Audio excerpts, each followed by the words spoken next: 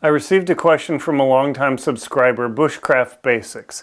Bushcraft Basics 2036, here you go, here's the question, asked for winter camping and camping in general, beard or no beard? That is the question. By the way, before I go through with the question and the answer, please leave questions in the comments so that way I can answer your question and also leave an answer for other people. Some like the face jacket for cutting the wind and others hate how it frosts up. Food and other stuff getting caught on it, ugh. And if long enough can catch in the zippers. Do you go with beard or no beard if you have a beard? Ladies, you don't have to worry about this one.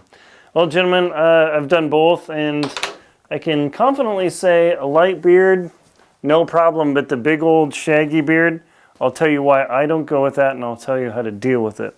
Because when I was in Antarctica, I would have my face mask on, neoprene here, and I have a big old shaggy beard, but as I was breathing in, the beard would frost up. No big deal, right? But then the frost on my beard would attach to the neoprene, it actually would, and then to eat, I would literally have to grab that ice and tear it off every time to eat. Literally tear that beard off every time to eat. That sucked, like, because it would frost up and freeze to the neoprene and the cloth here. That's just how it works. And then the other really bad downside was that the ice would start to stick to my skin, and eventually I had a bunch of frostbite marks all over my face.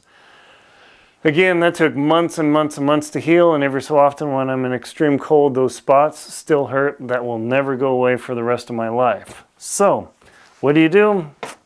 Easy solution. And I learned that from the late Dixie Danzer, I think it's Danzerkower, he's a famous Arctic and Antarctic explorer. This guy is incredible. Check out this book if you've never read it, Polar Exploration. Highly recommend. This is what I simply recommend doing. Get your pair of slip and snip scissors, and then just simply, over the snow or outside, not in your tent because that's gross, just trim your beard. Now you're going to look a little shaggy and rough, but from my personal experience, having that frost build up in my hood, stick to my face, caused me to have to tear my beard off every time I wanted to eat or drink. That psychological thing of, geez, I gotta experience the pain again. Yeah, that was not pleasant at all. I won't do that again for a long trip. Up to a month, I have no problems. Usually I go completely clean shaven. It's the last day I can possibly head out. And up to a month, it's a little shaggy. It's not bad for me.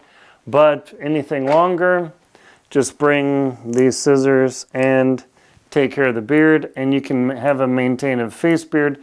Other people will argue otherwise, but I promise you, when you're having to tear off your beard every time to go eat, and then also that ice sticking to your face and damaging your skin, long-term problems, whew, forget it. No way. I will skip that all the way.